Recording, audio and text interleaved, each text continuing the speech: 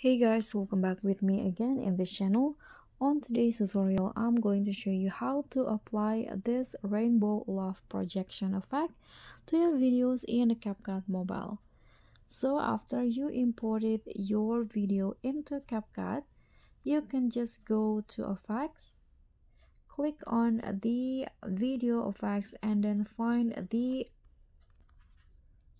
love category, this one. And if you scroll down, you'll find the love projection effect. This one right here. Click on the effect and it will be applied to your videos like this.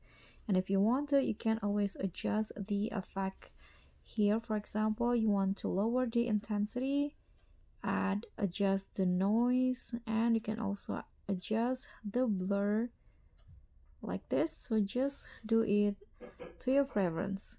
Click on the check icon and don't forget to adjust the length of the effect. So this is the result.